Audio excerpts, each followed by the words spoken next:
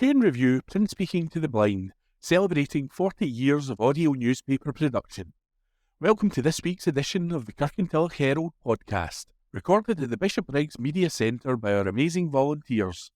You can get in touch with us via Facebook, Twitter or Instagram using @CueNReview.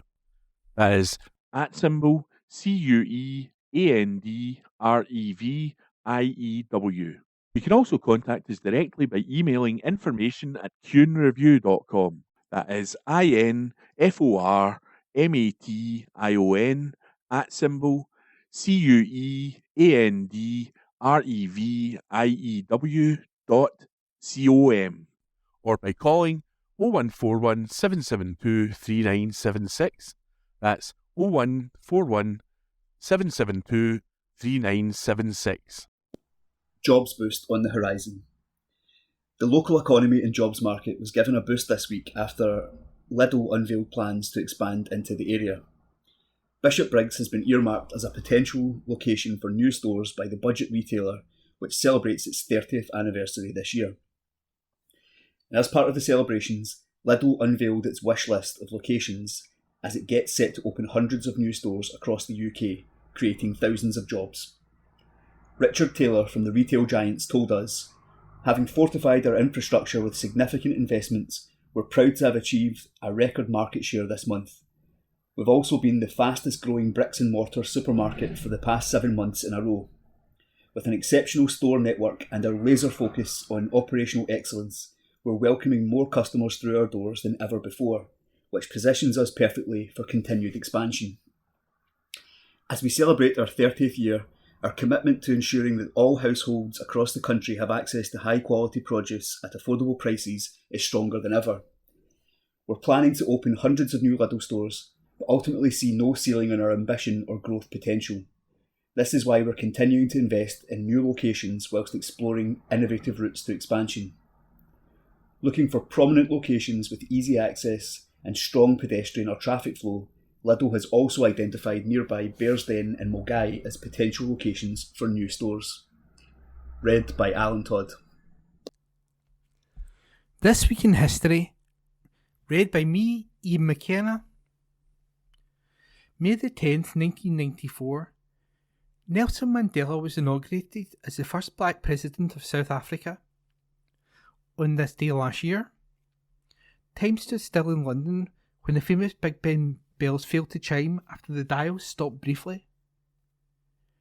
May 11th, 1981, reggae singer Bob Marley died of cancer. On this day last year, the famous Kent's Cavern in Devon, home to stalagmites, stalactites and a collection of replica Ice Age animals, went up for sale with an asking price of £2 million to £2.5 million. May the 12th, 1967, John Mansfield, poet laureate from 1930, died. On this day last year, astronomers revealed they'd captured the largest cosmic explosion ever witnessed, a fireball 100 times the size of the solar system traced to 8 billion light years away, which has so far lasted for more than 3 years. May 13th, 1943, German and Italian forces in Africa surrendered. On this day last year, one of the pioneers of artificial intelligence warned that the government is not safeguarding against the dangers posed by future superintelligent machines. May the 14th, 1955, Eastern Bloc countries signed the Warsaw Pact. On this day last year, wildflower habitats the size of 163 football pitches were revealed in the South Downs National Park to help bees flourish. Youngsters get fit for a bargain. Fledgling fitness fans are being given a sporting chance to enjoy first-class facilities thanks to Eastern Bartonshire Leisure and Culture Trust. Discounted memberships are available for 12 to 17-year-olds until September 2024, offering gym and swim access across all 3 of the local leisure centres. It follows the completion of the Council's cost of living programme, which inspired thousands of school pupils to get active for free. Chairman of Eastern Bartonshire Leisure and Culture, EDLC, Trust, Councillor Jim Gibbons, was pleased to promote the offer this week. He told the Herald, We're pleased to be able to offer young people the chance to enjoy our first-class gym and swim facilities at a bargain price. Discounted memberships are available until September at the Allander Leisure Centre in Bearsden, Kirkintilloch Leisure Centre and the Leisure Drome in Bishopbriggs. The previous programme delivered thousands of sessions, with gym membership among secondary school pupils up from 10.3% to 32.6%. We really want to keep the positive momentum going while striving to keep activities as affordable as possible in the current financial climate. Swimming remains free for under 5s. Find out more via the East Dunbartonshire Council website. To access the discounted membership, an adult or carer must sign up for a direct debit on the young person's behalf at one of the 3 local centres. All-inclusive packages are available at these discounted rates until September. 12 to 15 years old, £10 per month. 16 to 17 years old, £12 per month. If you're aged 14 and over, then you can access gym facilities at the 3 centres at any time.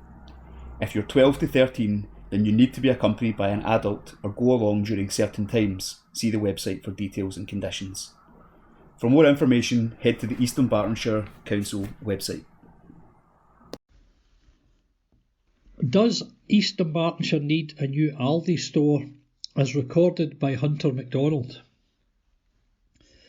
Aldi has launched a new nationwide initiative to pinpoint prime locations for new store openings. Recognising the invaluable input of its customers, the UK's 4th biggest supermarket is calling on the nation to help it identify where in Britain needs new Aldi stores most. The areas which have the most suggestions will then be considered as part of Aldi's commitment to build hundreds of new stores across Britain. Aldi has been on a rapid expansion drive in recent years and has seen its popularity soar as shoppers switch to the supermarket for its lower prices and great quality amid the cost of living crisis.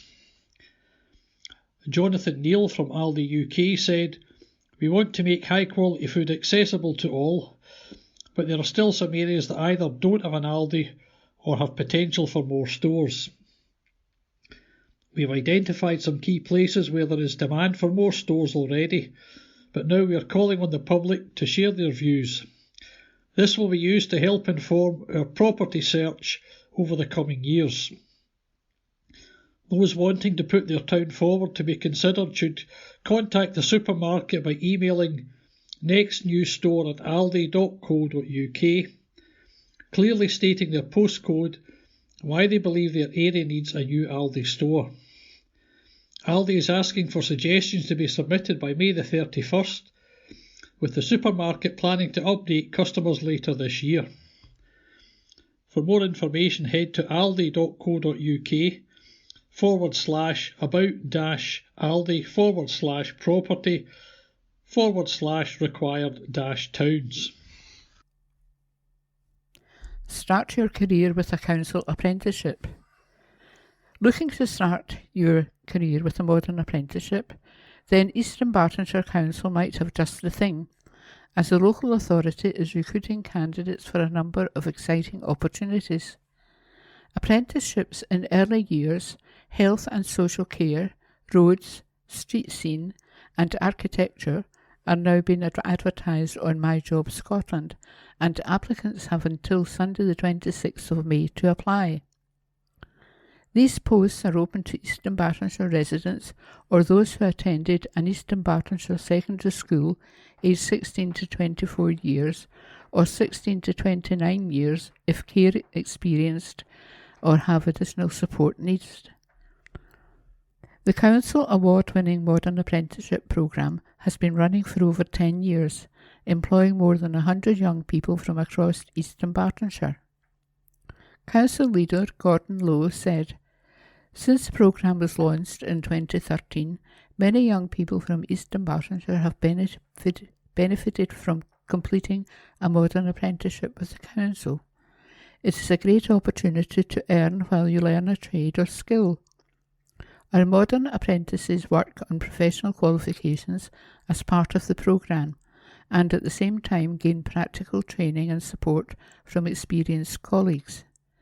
Apprentices in previous years have gone on to enjoy rewarding positions within the council or within other organisations, and I would encourage anyone who is interested in these opportunities to apply now and take the first step towards a fulfilling career. Read by Rebecca. Bank fraud warning from cops. Police in East Dunbartonshire warn the public to be on their guard following recent bank frauds or attempted fraud. In recent weeks, a number of older residents in East Dunbartonshire have been defrauded of 4- and 5-figure sums of money. In these cases, the scammers typically contact their victims by phone at home and claim to be police officers. They say they have concerns regarding the fraudulent use of the victim's bank card and ask them to assist with their investigation. The scammers convince the member of public that they are genuine. They ask the victim to attend a bank or post office and withdraw money to assist with a police investigation. This money is later collected at the victim's home address by a fraudster impersonating a non-uniformed police officer. Local Area Commander for East Dunbartonshire, Chief Inspector Aidan Higgins said, "Extensive inquiries are being carried out by a team of specialist officers to identify those responsible. I would like to highlight this scam and ask people to be vigilant. I urge everyone with an elderly relative or neighbour to make them aware of this type of fraud as soon as possible. Police officers or your bank will never ask you to transfer money to another account or withdraw money from your account. They will never ask you to disclose personal financial information. Police or bank officials will never telephone you and ask you to withdraw funds to later be collected from you at home. These callous criminals prey on the most vulnerable members of our communities. They go to great lengths to appear legitimate, including having your personal details. The victims are persuaded to believe that they are assisting with a police investigation and are extremely upset and distressed when they find out they have been the victim of fraud. If you receive a call of this nature, do not engage with the caller and hang up. It is a scam. If you're unsure, take a few moments to think. Note the caller's telephone number, hang up, and contact police on 101. The simple message is this: this is a scam. Hang up the phone. Do not engage. Park works underway. Work on East Dunbartonshire's first climate-ready park is due to get underway this month.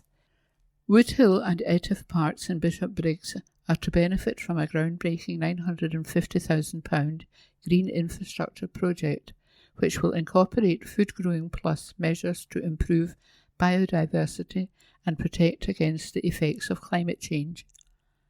Following a successful tender, P1 Solutions has now been appointed to carry out the improvements using funding from existing capital budgets held by Roads and Neighbourhood Services. A comprehensive raft of measures includes the reshaping of areas of amenity grass to form a gently sloped detention basin area to temporarily hold surface water during extreme storm events. Roadside swales will be created on Monteith Avenue and Etive Crescent to manage surface water runoff from sloped open space areas to significantly minimise the impact of flooding in the vicinity. Plans also include the creation of additional flower meadows and a dedicated food growing space incorporating raised beds and decorative pergolas. Finally, materials from the excavated basins will stay on site and be used to create a bike track. Neighbourhood Convener Councillor Paul Ferretti welcomed the start of the works. He said, "I am pleased to see work getting underway on this long-awaited groundbreaking project. These green infrastructure improvements will significantly enhance the green space in the heart of Bishopbriggs. The ambitious plans will promote sustainability through the creation of space for food growing. The improvements will also enhance biodiversity in the area and improve resilience to protect against the effects of climate change into the future. The first phase will be the construction of the sustainable urban drainage pond. This is expected to be completed before winter 2024 and will be followed by a maintenance programme and spring seeding. In addition to this project, traffic calming measures have now been approved for Springfield Road and Monteith Avenue, which cut through the parks to further enhance the safety of the area. 142 circular is renewed. SBT's Operation Committee has approved a new 3-year contract for the 142 Bishopbriggs Circular Service. Part funded by SPT under its local bus service contracts, the service is operated by PVT Transfer. It costs £84,306 to run the service and will now offer additional commercial journeys on the service. East Dunbartonshire Councillor and SPT Partnership member, Councillor Alan Moyer, was thrilled to see the service extended. He told the Herald, "This is an important service which supports the local community, so I am delighted SPT has found resources to continue the 142 service despite huge funding cuts to its budgets." In 2019, the service was one of a number across the Greater Glasgow network that faced being axed as part of cost-cutting measures. It was saved after campaigners and politicians voiced their concerns over the removal of the Lifeline service. MSP backs campaign for improved water safety. Strathkelvin and Bearsden MSP Rona Mackay is backing a couple's campaign for improved water safety after the tragic death of their son. The local SNP MSP is urging Scottish Canals to install improved water rescue equipment along the Forth and Clyde Canal at East Dunbartonshire after meeting with Margaret and Duncan Spears at the Scottish Parliament last week. The couple set up Christopher's Saving Lives campaign in memory of their son Christopher, 33, who lost his life after he slipped and fell into the River Clyde in 2016. A lifebelt thrown into the water did not reach him, and with no ropes attached could not be retrieved and thrown again. Margaret and Duncan have been campaigning tirelessly since then, with the emphasis on waterways at town centres where people are coming out of pubs and clubs and may be at higher risk of falling into water. The couple, who also sit on the Scottish Parliament Community Safety Committee as water safety ambassadors, have successfully fought to have ropes attached to the lifebuoys at the Clyde since the incident and continue to do work within the local community to help prevent more tragic drowning accidents. Christopher Spears was returning alone from a night out in Glasgow on January 29, 2016. The 28-year-old, who was believed to be under the influence of alcohol, was walking near to the River Clyde in stormy weather when he slipped into the water and was swept away. In January, emergency services were called out to aid a man who got into difficulties after falling into the canal at Kirkintilloch Town Centre. The Spears have been working with manufacturer Ibex Marina to produce a floating lifebelt rope. Unique colour coding on the rope is designed to counteract vandalism and theft of this crucial safety equipment. East Dunbartonshire Council became one of the first local authorities to take receipt of a set of these specially designed ropes late last year to be used at waterways at Mugdock in Mulgai. Rona said, "It was a privilege to meet Margaret and Duncan. They have not wavered in their work to improve water safety to help others, and I am sure Christopher would be very proud of them both. I'm wholeheartedly behind their campaign and have written to Scottish Canals urging them to improve vital water rescue equipment along the canals at my constituency. We have beautiful waterways in East Dunbartonshire, but they can also be very dangerous." East Dunbartonshire Council is part of the Partnership Approach to Water Safety, which was formed in 2022. It comprises local community planning partners and organisations and includes Scottish Canals as well as police, fire and ambulance services and His Majesty's Coast Guard. Meanwhile, Transport Scotland said it will invest in Scottish Canals to maintain historic assets as well as to assist projects aiming to improve the experience for users. And new funding will see critical repairs carried out on 2 historic Scottish canals, paving the way for potential for future investment and support on canals and canal safety here. Pregnancy service is celebrated. The specialist perinatal mental health midwives marked their 3-year milestone with NHS Greater Glasgow and Clyde this week. As part of Maternal Mental Health Awareness Week, 29th of April to the 5th of May, the midwives aim to leverage their service marker to highlight the support that is available to pregnant women and parents Developing on from the existing clinical psychology service, the NHS Greater Glasgow and Clyde Maternity and Neonatal Psychological Interventions (MNPI) service was expanded in April 2021 and is a hospital-based team of clinical psychologists and specialist midwives who provide psychological support to families that have experienced a complex pregnancy, birth, neonatal complications or recurrent loss. Their value to Greater Glasgow and Clyde women and parents is highlighted through a number of new referrals as the service receives, which sits at an average of 200 per month in Greater Glasgow and Clyde. Additionally, there is also the Community Perinatal Mental Health Service, PMHS, a specialist multidisciplinary team who provides care and treatment to women who are experiencing or at the risk of significant mental health problems. The PMHS are celebrating their 20th anniversary milestone this year. Stephanie Mayer, an NHS Greater Glasgow and Clyde specialist perinatal mental health midwife, explained the importance of recognising that there can be mental health challenges that come alongside pregnancy, and it isn't only the mums that face these. As many as 1 in 5 women and 1 in 10 men can be affected by difficulties with their mental health during the perinatal period. While having a baby is an exciting time, it can be a challenging one as there is such a huge life transition, as well as all of the physical changes, potential worries about the woman and baby's health, and experiences of maternity care. It is important for people to remember that they're not alone and that support is available, she said. Stephanie continued that while the MNPI and PMHS services are available, there are other resources that people can access them with their mental health during and after pregnancy. Your maternity team, GP and health visitor will ask about your mental health at various times throughout your journey. It is important to talk honestly when asked and not be afraid to ask for help if things are difficult. Support is available. Your GP can discuss medication and make referrals to local support or mental health services.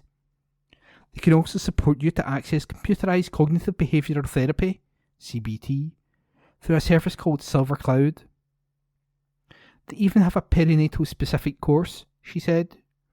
There are also things that every pregnant woman can do to support their mental health. Stephanie added, "We encourage you to prioritise your basic needs, like sleep, eating and drinking regularly, and looking after your personal care. We understand that this can be challenging during pregnancy and with a new baby, but using support around you to help with these can be beneficial for your emotional well-being. We'd encourage you to be active, particularly spending some time outside if you can, whether that's going for a gentle walk or continuing your existing fitness regime." The Big Read. NSPCC's new youth campaign. NSPCC Scotland and the Young Women's Movement have launched a national campaign this week to tackle peer sexual abuse and harassment across Scotland.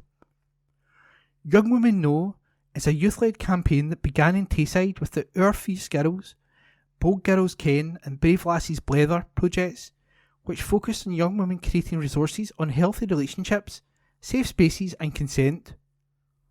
Following the success over the past 4 years of these local campaigns, supported by Angus Council, Perth and Kinross Council and Dundee City Council, the Scottish Government's Delivering Equally Safe Fund has been extended to roll out the work nationally. The young women involved have been at the heart of leading these campaigns over the past few years. Highlights have included hosting and speaking at many high-profile events, including at the V&A in Dundee, Perth Art Gallery, Montrose Football Club and Angus Town and County Hall in Forfar, and widespread media coverage by newspapers, TV and radio. 7 new Young Women Know champions have been appointed from across Scotland to lead the new national rollout of the campaign, alongside some of the young women who led the Tayside campaigns. They will host workshops in schools, colleges and youth groups to share the co-designed resources and raise awareness of what a healthy relationship looks and feels like. In addition, a special event sponsored by MSPs Maggie Chapman and Monica Lennon was held at the Scottish Parliament this week to celebrate the extension of Young Women Know from Tayside to the rest of Scotland. Ashley Henderson, who has been involved with Our Fierce Girls from the beginning, was thrilled to be cheering the Parliament event.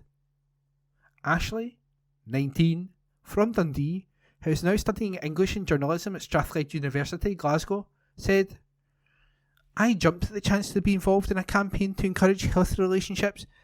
It's a cause that has always been, and still is, very close to my heart. It was such an honour to be asked to chair, because I feel so passionately about this and can talk about it for hours. Being involved with Young Women Know and the NSPCC has made me gain way more confidence and helped me to get into university. Before I joined, I was a terrible public speaker, and now I can do TV interviews with journalists I've never met before and speak in front of large audiences.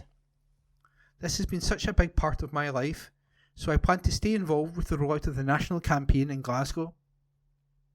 Support on any of the issues mentioned is available at Childline on 0800 1111 or childline.org.uk. Childline is there for all use until their 19th birthday. Call the police if you suspect someone is in immediate danger. Campaign Invaluable. Jenny Snell is the Chief Executive of the Young Women's Movement. She told us, peer sexual abuse and harassment continues to harm young women and girls' lives across Scotland. Working with young women to lead the campaign development and delivery has been pivotal to ensuring that the content is engaging, relevant and impactful. The rollout of the campaign by the Young Women Know champions will enable us to reach a wider audience of young people, parents and educators to effectively tackle this issue and create a safer Scotland for young women and girls. For more, go to youngwomenscot.org/young-women-know. That's youngwomenScot.org/YOUNG-WOMEN-KNOW.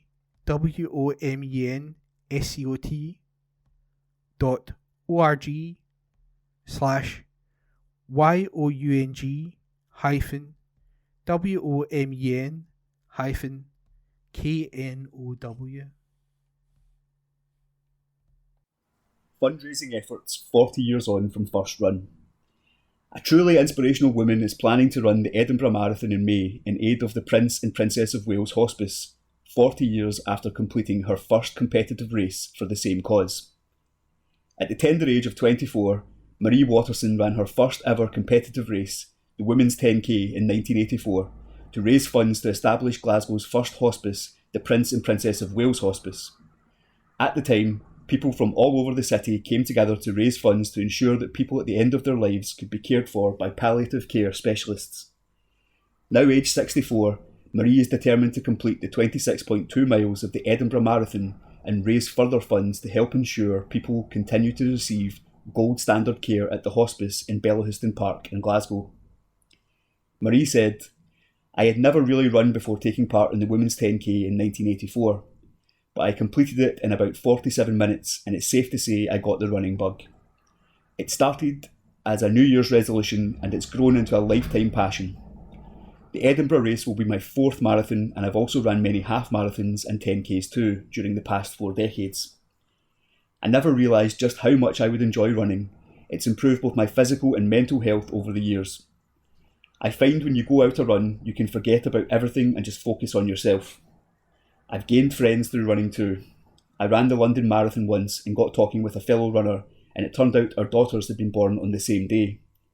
We exchanged numbers after the race and ended up meeting up to do the Newcastle Great North Run together. She's now moved to Australia, but we still keep in touch." Now a Humanist Society Scotland celebrant, Marie also spent 14 years working in the healthcare sector. As mum to 2 boys and 1 girl, Marie's children share in the joys of running and have completed races together. In preparation for this race, Marie is taking advice from a personal trainer while focusing on her diet. "It's madness to run a marathon," she confesses, "and I am certainly no athlete. I start and I finish a race and that's about it, but I love it. My training runs are about 22 miles and I'm hoping for good weather conditions on the day as it can really make a difference. I'm so determined to complete the marathon for the hospice. It seems only fitting that it's the 40th anniversary of my very first run, and it's been 40 years of care from the hospice. It's such a wonderful cause. They really are truly incredible in the care they provide for people and their families, and running a marathon is a small thing in comparison to the difference they make every day." Rona Bailey from the Prince and Princess of Wales Hospice said, "We're so grateful to Marie for her long-term commitment to supporting the hospice. From her very first run 40 years ago to running a marathon this year, we are so thankful for this support for Glasgow's hospice so we can continue caring for people with terminal conditions and who are at the end of their lives. It's only with the support of people like Marie that we can continue to provide the compassionate, vital care, and we thank you." Find out more about the hospice at ppwh.org.uk. Minister urged to take action on retail crime.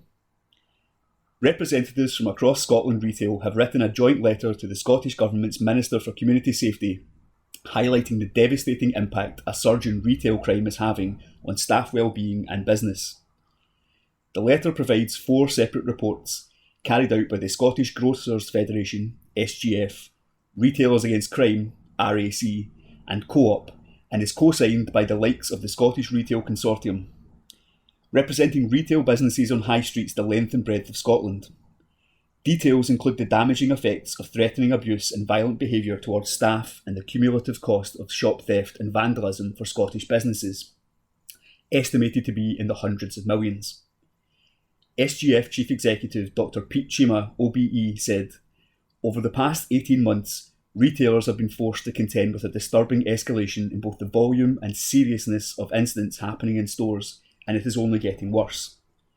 People's lives and their livelihoods are now at risk. That is why we need immediate action from the Scottish Government. There isn't a moment to lose. The police and our justice system are hugely overstretched, and many of the offenders and criminal groups think they can get away with anything they like without consequence. But no one should be forced to come into work and put up with stock disappearing off shelves, antisocial behaviour, and even armed threats or violence." Maxine Fraser, Managing Director of RAC, added, "Along with multiple thefts being submitted from our members every day, we also receive reports of deeply distressing incidents. Staff being clawed and spat at, raids by organised gangs and intoxicated individuals wielding knives and other weapons, often threatening to seriously injure or even kill staff.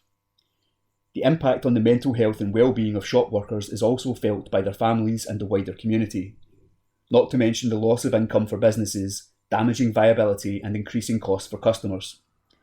We need to see much more from the Scottish Government, more dedicated resources for the police, and action taken by our courts, as well as early intervention and education programmes to turn people away from committing these crimes." Family announcements. Deaths. Horn, Anne. Peacefully on May 1st, 2024, surrounded by her loving family. Beloved wife of Ian and a much-loved mum of Graham and Marion. For funeral arrangements, please contact Co-op Funeral Care, Kirkintilloch, on telephone number 0141 776 2273. Stuart, Patricia Ann, of Kirkside Avenue. Peacefully, Glasgow Royal Infirmary on April 5th, 2024. A memorial service will take place at Co-op Funeral Care, Kirkintilloch, on Thursday, May 16th, 2024 at 11 a.m. Thereafter to Old Isle Cemetery. We will then gather for refreshments at the Kincaid House Hotel, Milton of Campsie, for 12:30 p.m. All family and friends are welcome. Flowers from Patricia's garden will be used during the service. No other flowers, please. In Memoriam. Adam, Flora. First anniversary and loving memory of Flora. Passed away May 11th, 2023. Loved and remembered every day. From David and family at home and abroad, kiss, kiss, kiss. Lang, Mary. In loving memory of Mary Lang. Died May 2nd, 2023. Always in our thoughts. From Ludi, Graham, Paula and family. New timetable to deliver travel improvements. A new timetable to be introduced by ScotRail on Sunday, June the 2nd, will see improvements for customers throughout the country, helping to ensure rail remains one of the easiest and sustainable ways to travel. There will be almost 100 additional services each weekday, including trains to new stations at Cameron Bridge and Leven, which form part of the reopening of the Levenmouth rail link. A significant part of the changes sees a completely new timetable structure for Inverclyde, with 30 extra services every weekday, a more frequent service between Glasgow and Wemyss Bay, and better connections between rail and ferry at Gourock. Journey times will improve from North Fife to Edinburgh, while the number of seats provided between the Kingdom and Edinburgh increase from just under 16,000 in each direction each day to more than 19,000. This will help to deliver opportunities for local people, unlocking access to education, culture, entertainment and employment opportunities, as well as attracting new business and investment. Further improvements for customers include new 0805 Preston Pans to Waverley to increase morning peak capacity for commuters in East Lothian, more weekend North Berwick services strengthened from 4 to 6 carriages. Glasgow to Neilston, Newton and Cathcart Circle evening services will increase in frequency from hourly to half-hourly. Glasgow to Alloa evening services will increase in frequency from hourly to half-hourly. 10:50 Inverness to Edinburgh and 10:33 Edinburgh to Inverness strengthened from 3 to 5 carriages on Saturdays to match what operates Monday to Friday. Scott Prentice, ScotRail Strategic Planning Director, said, "This is a fantastic timetable change for our customers, delivering improvements across the country, including almost 100 additional services each day and thousands of extra seats." Public consultations play an active part in helping to decide what our future timetable looks like, and we continue to do everything we can to look at ways of making rail an even more attractive mode of transport. It is an exciting time for Scotland's railway, with the historic reopening of Levenmouth, passenger numbers continuing to grow, and significant investment in recruitment across the business. Everyone at ScotRail is working hard to deliver a safe, reliable and sustainable rail service that provides a positive experience for our customers. Meanwhile, ScotRail have backtracked after a social media mishap which promised Highland Rail users extra services. The Scottish Train Company was forced to clarify an online statement last night which claimed 12 extra trains would run between Elgin and Inverness from June the 2nd. The press release attached to the post made no mention of extra services between the two north towns. It has since been confirmed by the company that no additional services will run between Moray and the Highland capital. The Kirkintilloch and Bishopbriggs Herald letters page. Date Wednesday the 8th of May. Let's talk. Please send your letters via email to kirkyherald@jnscotland.co.uk. That's KIRKYHERALD @JNSCOTLAND.co.uk and write letters in the subject field. Please keep letters to a maximum of 300 words. Letters cannot be published without a name and postal address. Also include a daytime phone number if possible. We reserve the right to edit any letter. Focus should be on the economy. Sir, it is vital that whoever is successful in becoming the next First Minister refocuses their efforts on boosting Scotland's faltering economy. The ending of the Bute House Agreement now affords a clean opportunity for a reset with the business community and to refocus on delivering a thriving and competitive business sector, prioritising investment and boosting economic growth.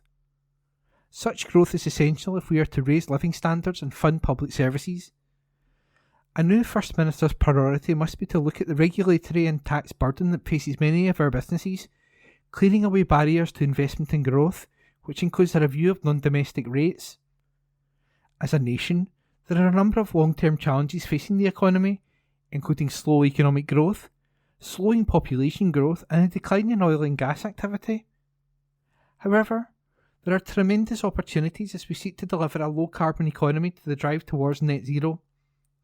A clear vision that will support economic recovery and stimulate private sector investment is essential if we are to maximise the opportunities both from this and other sectors of the economy. The next First Minister has an opportunity to establish a new and strengthened partnership with business, a chance that must be grabbed with both hands. Yours, etc., Alex Orr, by email. Energy from space. Sir, I very much doubt if any of our so-called political representatives are aware that generating power from space in the 21st century is now a reality and commercially viable, proving to be approximately a quarter of the cost of horrendously expensive, potentially dangerous and dirty nuclear fission generation. Indeed, I wonder how many know that electrical generation from space is no longer science fiction now that SpaceX Starship launch costs are just 1% when compared to 20 years ago. To be sure, Starship is a 2-stage super heavy lift launch vehicle under development by SpaceX. It is the largest and most powerful rocket ever flown. Starship's main objective is to lower launch costs significantly via economies of scale. This will be achieved by reusing both rocket stages, increasing payload mass to orbit, increasing launch frequency, creating a mass manufacturing pipeline, and adapting it to a wide range of space missions. Misguided and misinformed opponents of orbital space stations will claim the microwave emissions from such power stations will be akin to death rays, with the simple truth being that if you stepped into a ray, you would experience emissions about a quarter of that of the midday sun. But of course, the gas, oil, wind and terrestrial solar industries will not appreciate the competition to their very lucrative markets, and no doubt vigorously oppose the technology. Government should stop wasting billions on fickle countryside industrialising, weather-dependent wind and terrestrial solar farms, and start a programme for electricity from space, which can be achievable within a decade. In the meanwhile, reliance should be on the efficient, reliable, cheap and quick-to-build gas-fired power stations of the CCGT variety, supported by hydro and hybrid tidal schemes. Yours, etc., Dave Haskell, by email. A state of organised chaos. Sir, surely the current question is not which of the SNP candidates should be appointed as First Minister to replace Hamza Yousaf. Under the circumstances faring with this strife-ridden part of the UK, it would seem that the only sensible route to follow would be the holding of an early Holyrood election before the end of 2024. Putting it off until 2026 is not going to resolve the matter. The truth of the matter is that none of the would-be candidates is capable of leading Scotland to a state of administrative/economic success. They are merely part of a group who have got it wrong under a succession of previous SNP leaders. They would merely be chasing their tails. Also, it has become so obvious to any thinking members of the electorate that all aspects of the SNP/Green Alliance have been a total failure. This marriage of convenience was doomed from the start. Unless the electorate is afforded the opportunity to vote for a new administration at Holyrood long before the scheduled date in 2026, goodness knows what the resultant state of chaos will quickly develop. Yours, etc., Robert I.G. Scott, by email. Reader's Charter. This newspaper is built on a tradition of accuracy and fairness, giving you the information you need to understand our world, holding power to account and exposing injustice. Our trusted brand means we are the only place where you can read and participate in honest debates. We are committed to giving a voice to those who struggle to be heard, as well as those whose profession is crafting an argument. Our Reader's Charter spells out our commitment to you. You can read the Charter online at Kirkintilloch at jnscotland.co.uk. That's KIRKYHERALD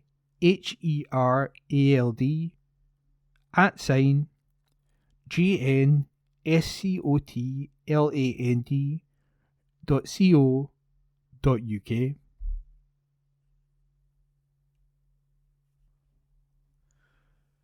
Environmental grants awarded. Grants to help support a wide range of environmental improvement projects have been given to communities across Scotland.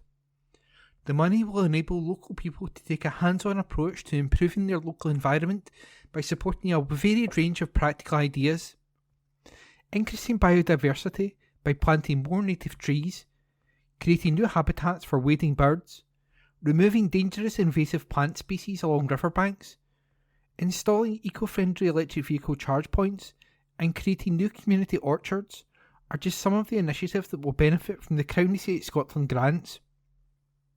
The environment grants form part of the Sustainable Communities Fund, which has, since being established in 2020 by Crown Estate Scotland, distributed more than £1.4 million to support local regeneration and sustainable development. The latest successful environment grant recipients are Three Hares Woodland, Midlothian, £12,000. West Lothian Angling Association, West Lothian, £20,000. A&S Jarden, Applegirth, Dumfries and Galloway, £19,000. Lower Mill of Tynet Farm, Fochabers, Moray, £20,000. Broadford and Strath Community Company, Isle of Skye, £18,500. Kirkintilloch District Development Trust, Argyll and Bute, £1,500. Scout Scotland, Argyll and Bute, £11,000. RSPB Scotland, Alloa/Glasgow, £5,500. Craignish Lagoon Moorings Association / Sea Welding, Argyll and Bute, £20,000.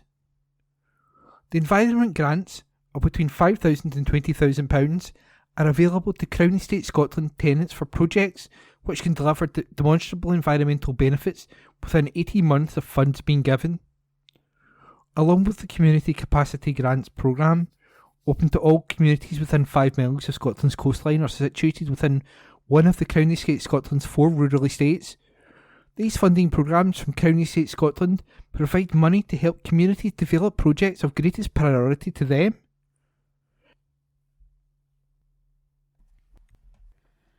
College lecturers on the verge of striking. College lecturers are this week undertaking a programme of action at further education centres across Scotland.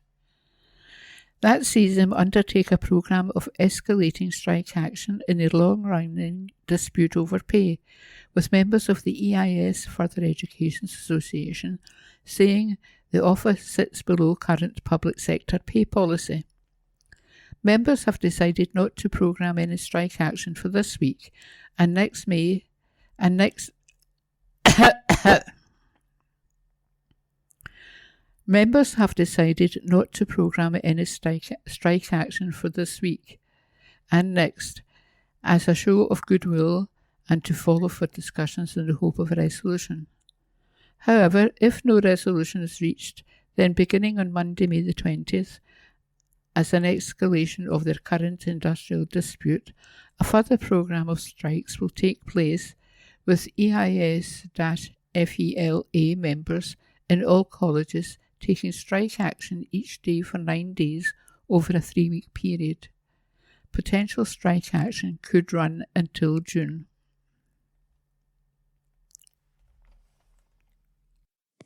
Good day to you. My name's Philip and this is the church news from the Kirkintilloch Herald.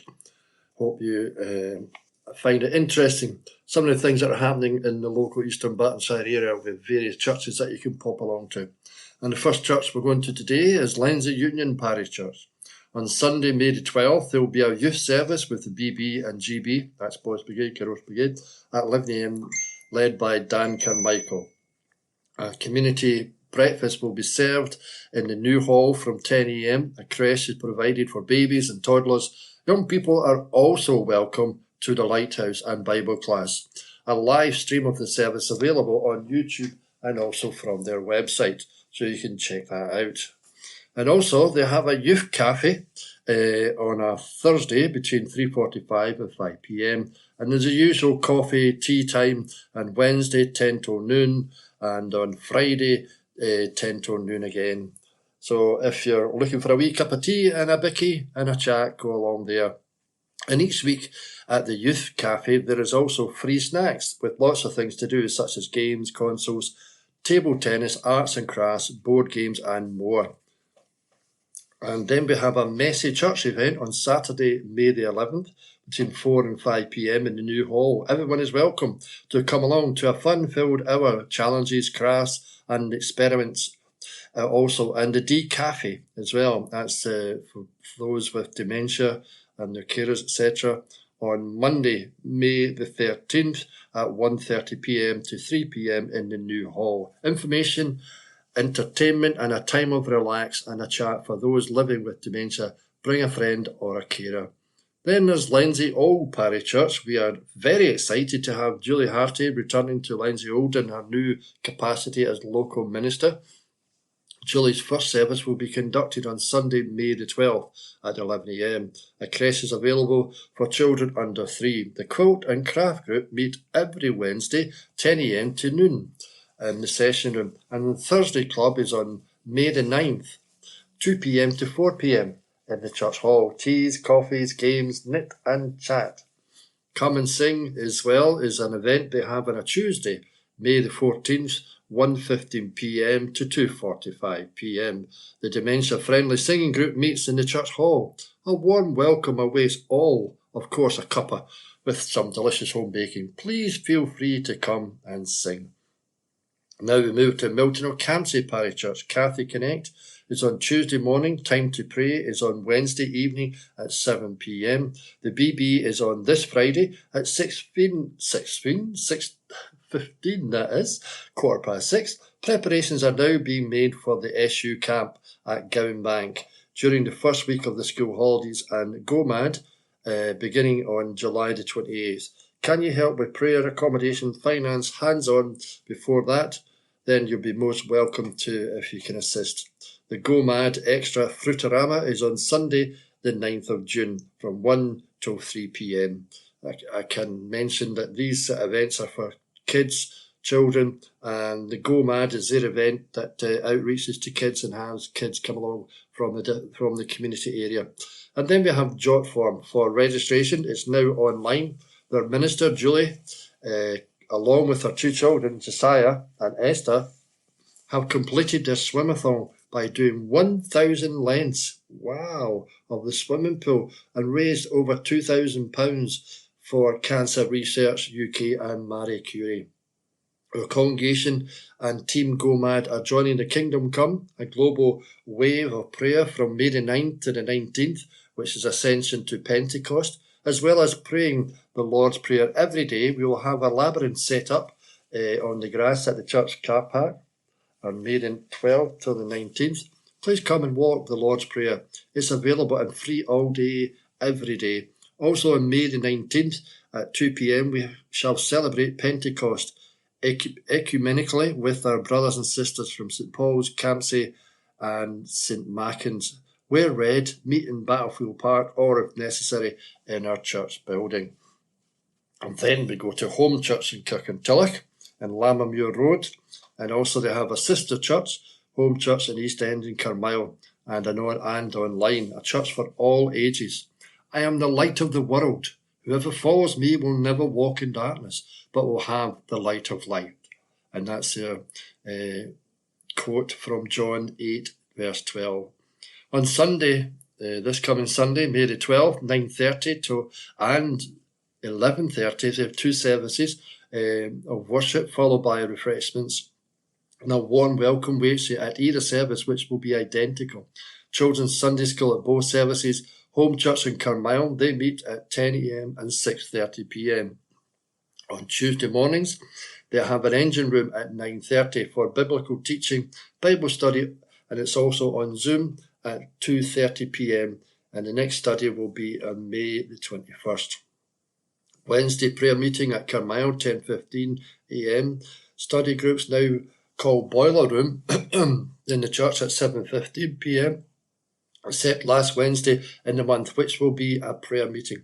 And on Fridays they have a youth group at 7:30 and a prayer meeting except last Friday in the month. Home radio is also available every day. See their Facebook and Instagram Home Church website for the latest information about Carmyle. And now we move to Hilton Road, Bishopbriggs for St James Church. And the minister there is Paul Watson. Communion service in the chapel on Thursday, May the 9th at 11 a.m. and on Sunday, May the 12th at 9 a.m. And there is a 10:30 a.m. communion service with hymns on Sunday. It is in the church. Prior to this service, there will be prayers in the chapel at 10 till 10:15. This will be to commit the service to God. Yeah, to pray beforehand and committing all that they do to God and the needs of the community. Everyone is welcome to come along to any of these services. Do stay for tea, coffee and fellowship afterwards. Tuesday the 14th of May at 1 p.m. there is a Tuesday Club lunch, which is illustrated with a talk from Moira Jameson on her recent visit to India. Do feel to come along. Yeah, come along, and it's a £3 donation at the door and you'll be made most welcome. Check out Facebook, James L.S. Bishopbriggs, the website also, stjamesbishopbriggs.org.uk.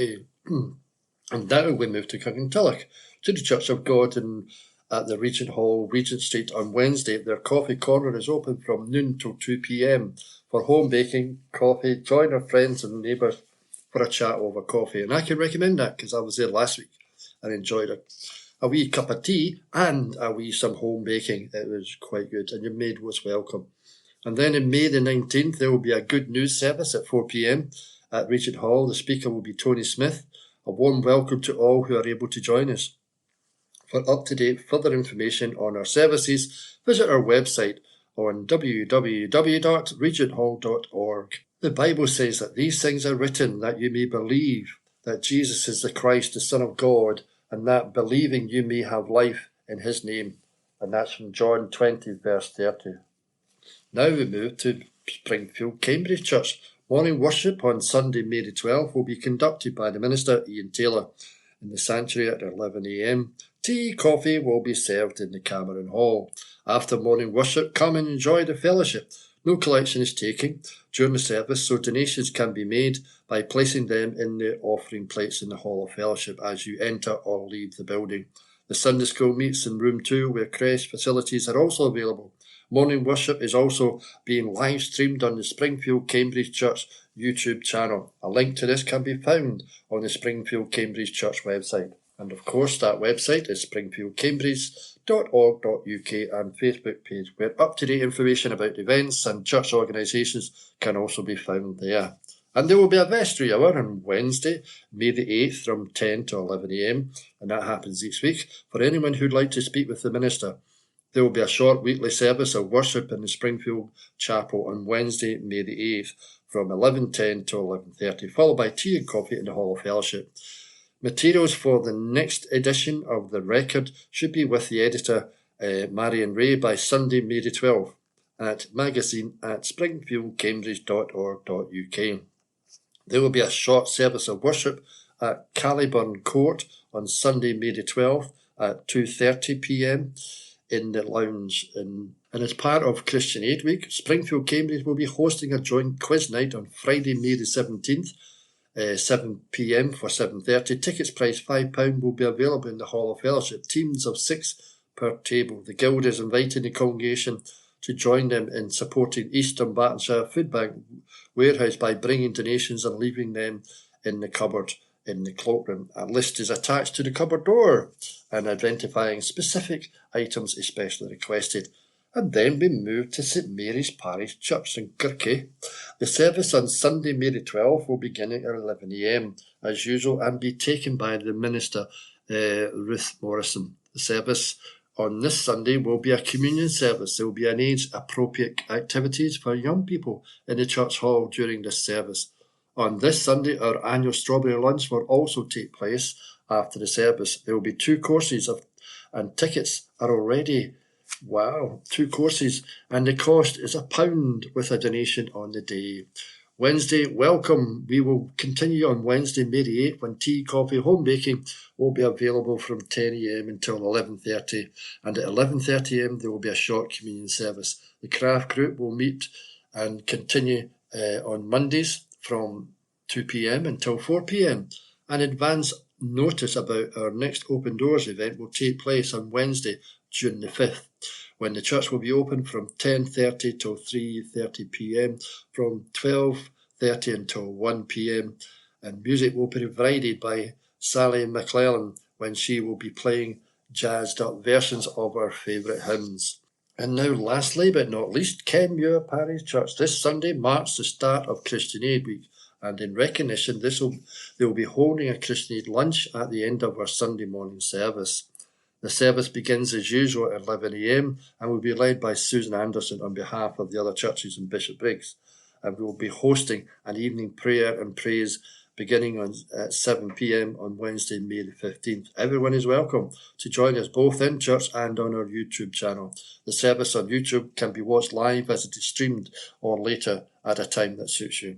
You can find our channel by simply searching for Kenmure Bishopbriggs on YouTube. Teas and coffees and a time of fellowship follows the end of the service. And the most up-to-date details of all the groups and things that are currently running in the church can also be found under What's On section of their website, which is kenmure-church.co.uk. And to find us on Facebook, just search for Kenmure Parish Church. And if you'd like to join our WhatsApp group or receive the Bible studies, then email us at kenmurechurch@icloud.com. So there you have it. That's all the church news for the Eastern Bartonside area. I hope you can maybe manage along to one of them, as I've been doing, to the various coffee mornings, coffee afternoons, etc. And it's been great just to meet some of the folks who listen to this news. So God bless you in another week in each of our lives. May you know God's peace with you. In Jesus' name, amen. Wednesday the 8th of May. District News General. Kirkintilloch and District Societies of Antiquities. The AGM of the Kirkintilloch and District Society of Antiquities was held in the Park Centre on April the 25th. The President, Dr. Ivan Ruddock, stood down after 9 years and was succeeded by the Vice President, Dr. David Graham. David paid tribute to Ivan for his leadership and commitment, particularly how he had modernised the society with the use of electronic communications and virtual meetings, which enables us to keep functioning through COVID.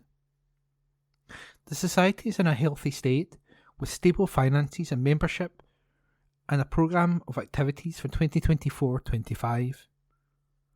The AGM was followed by a talk by David Garbett on the form of Curie, King Richard II's cookbook.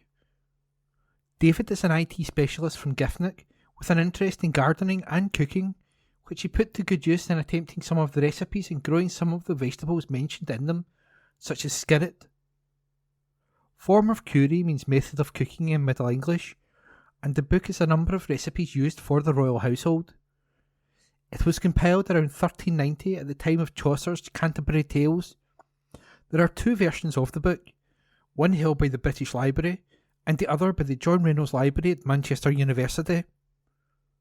Both are available online. The language contains a number of letters which are not used in modern English, and there are missing letters which are indicated by superscripts. The recipes are for special dishes, fit for a king, and employ a wide range of ingredients such as herbs, spices, wines from Greece and the Rhine. The recipes take account of religious practices such as flesh days and fish days, Fridays, with special instructions for Lent. David has tried several of the recipes and they still work well, though many are on the sweet side for modern tastes. Richard II did not live to enjoy his cookbook for long. He was deposed in 1399 after upsetting too many people and died in the Tower of London the following year. Perhaps a lesson for modern politicians. Holyrood View, Great Local Community Organisations by Rona Mackay MSP. Spring has finally sprung, and many of us have been enjoying the lighter nights and sunny weather. It's well documented that spending time in nature has a beneficial impact on our mental health, and we are blessed with many beautiful green spaces in Strathkelvin and Bearsden. It's a great time to get out in the garden or go for a walk. For some people though, particularly those with disabilities, there can be obstacles to overcome. On the plus side, we have some great community organisations in the constituency ready to help. On Saturday, May the 4th and Sunday, May the 5th, Social Enterprise Silver Birch Limited, based at Milton of Campsie, held their annual Spring Open Weekend. This wonderful not-for-profit group provide work-focused training opportunities to adults with learning disabilities and mental health issues, mainly through the provision of social and therapeutic horticulture. It was a fun weekend that was their most successful event ever, and they deeply appreciate the support of everyone who attended. It has been a busy time for my constituency and at the Scottish Parliament. I was delighted to participate in an event at Holyrood hosted by MS Society Scotland to mark MS Awareness Week. More than 15,000 people in Scotland are living with multiple sclerosis, including many in my own constituency. Hearing first-hand from members of the MS community to learn more about the challenges people face with the lifelong condition is so important. It's hard to believe it's 7 years since the introduction of the cruel two-child benefit cap and associated so-called rape clause by the UK Tory government. A debate at Holyrood last week highlighted its disastrous effect on more than 87,000 children across Scotland, with the Joseph Rowntree Foundation reporting the poverty rate for children in families with 3 or more children is almost twice as high as that for children in 1 or 2 child families. Incredibly, Labour has joined with the Tories, vowing to keep the 2-child cap, but won't reinstate a cap on bankers' bonuses. The SNP Scottish Government will always stick up for the most vulnerable, with the Scottish Child Payment and other devolved policies forecast to keep up to 100,000 children in Scotland out of relative poverty this year. Kirkintilloch Players. The Kirkintilloch Players will be performing Dancing in Lufthansa by Brian Field at the Turret Theatre, Eastside, Kirkintilloch, each evening at 7:30pm from Monday the 13th of May until Saturday, May the 18th. Tickets can be obtained online at www.ticketsource.co.uk/whats-on/Kirkintilloch. Playtime every day in Torrance. Children in Torrance are now spinning, sliding and swinging their way through spring thanks to the fantastic transformation of Torrance Main Street play area. Boasting an array of new equipment, the park design was voted for by the community and has been given the seal of approval by local children.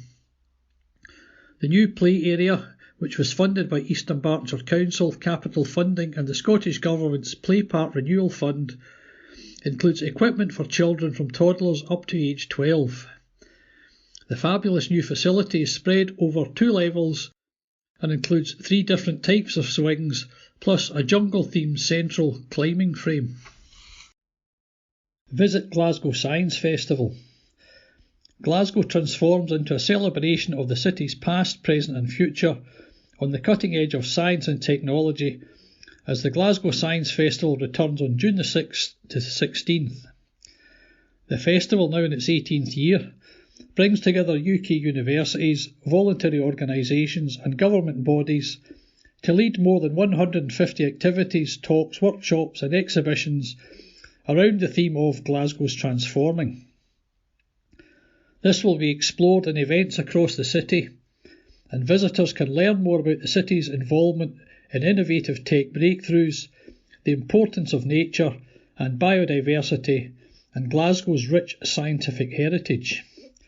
Visit www.gla.ac.uk/events/Science Festival. Public notices. Planning notices. East Dunbartonshire Council public notices. The East Dunbartonshire Council, Oxford Street, Kirkintilloch, temporary closure, Order 2024.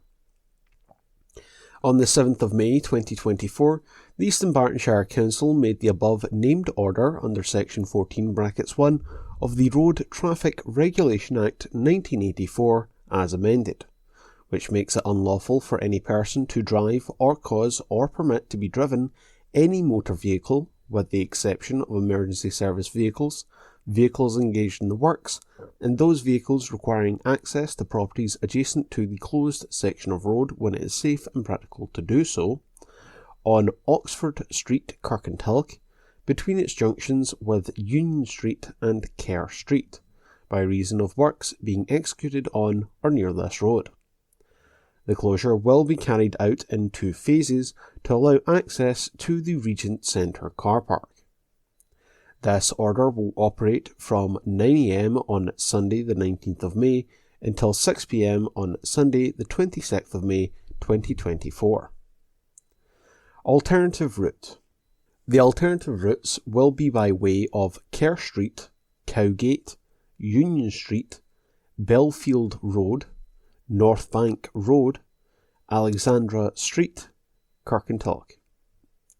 Internal routes will be signposted. East Dunbartonshire Council Headquarters, 12 Strathkelvin Place, Kirkintilloch, G66 1TJ.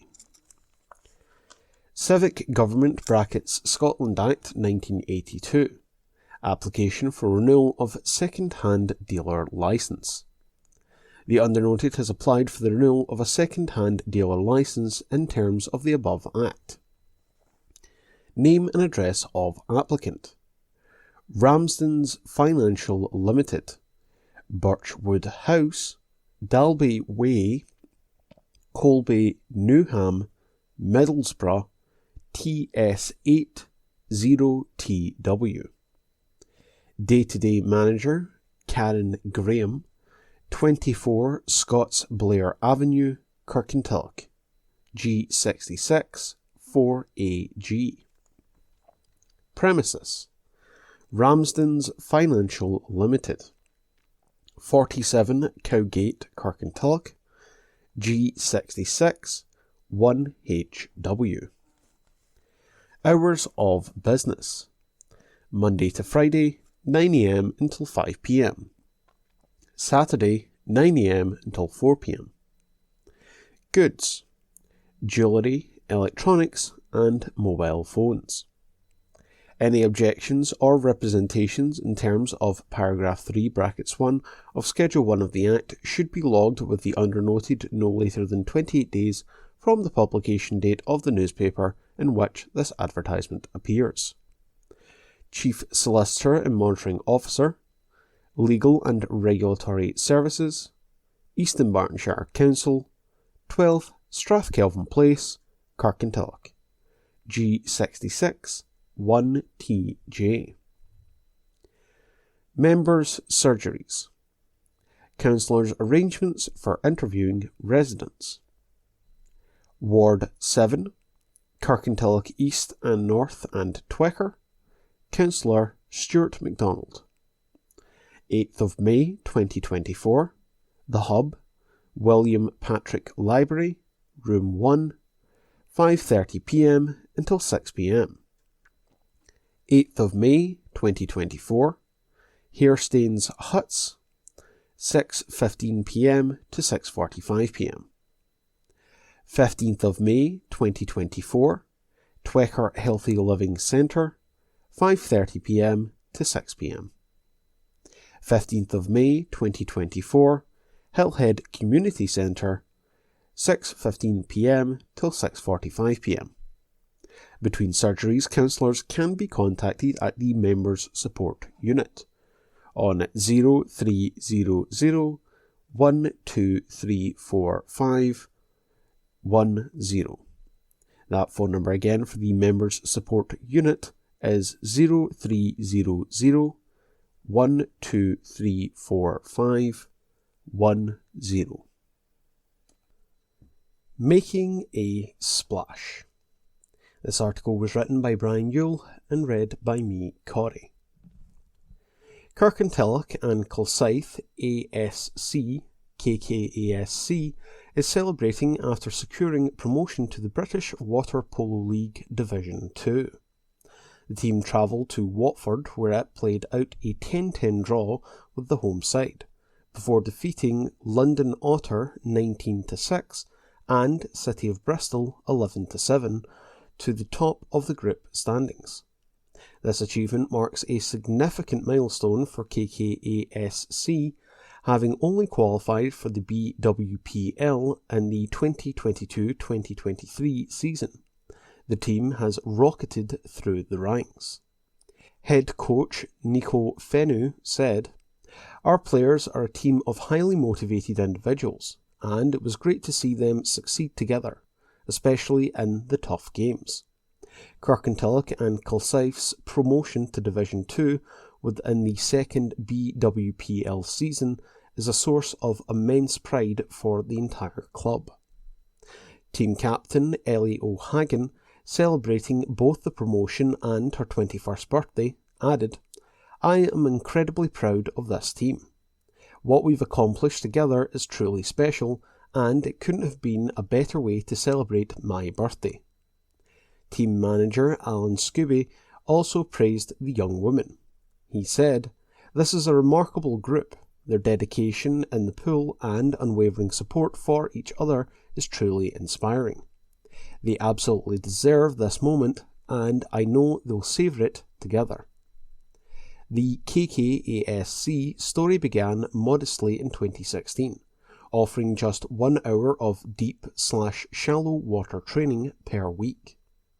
Through dedication and hard work, the club has blossomed into a competitive force, and this year's successful BWPL campaign was generously supported by Smith's Toys.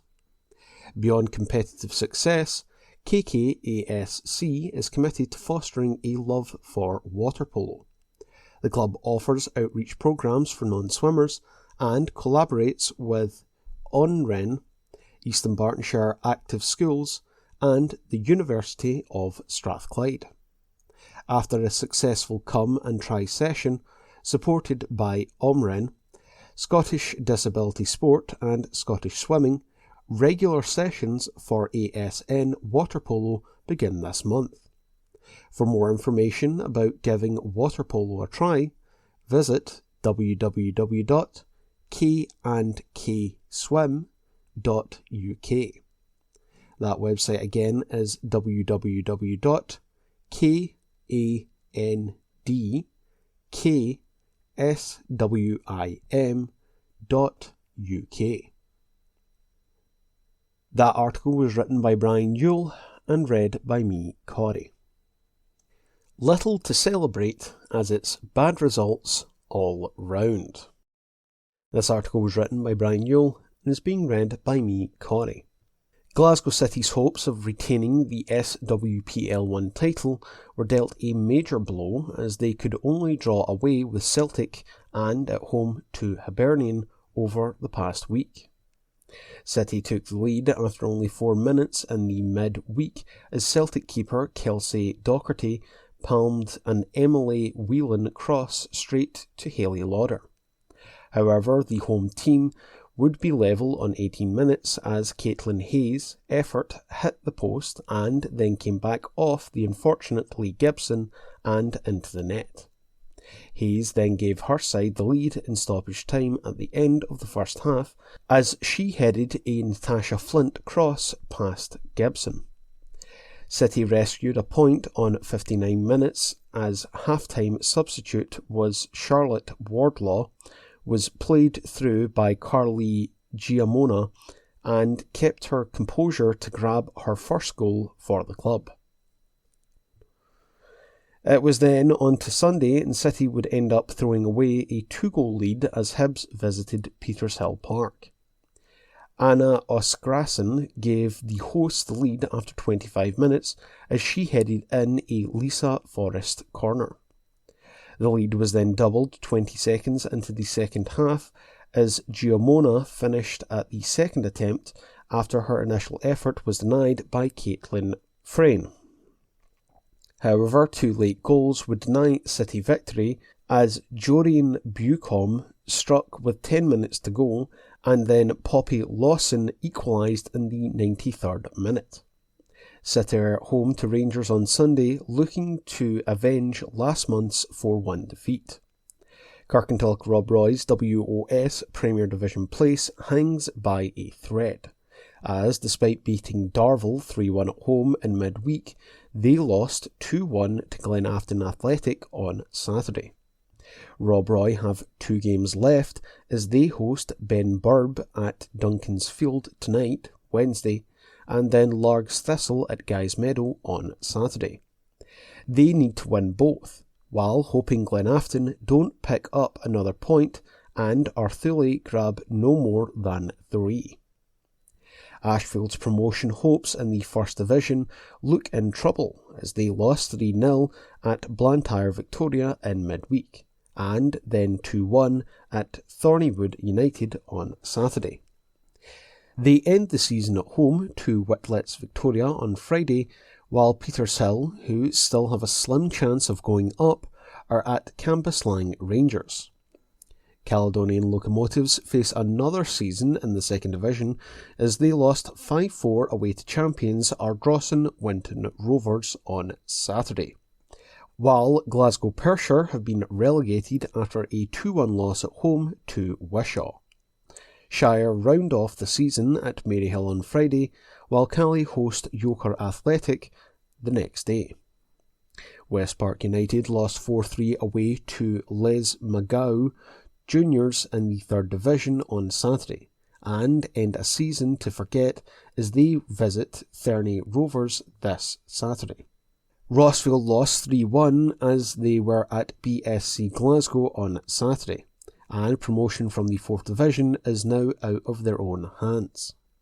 They welcome East Kilbride Thistle on Saturday in their final game and need to win, while hoping Lugar Boswell Thistle don't win either of their remaining 2 games.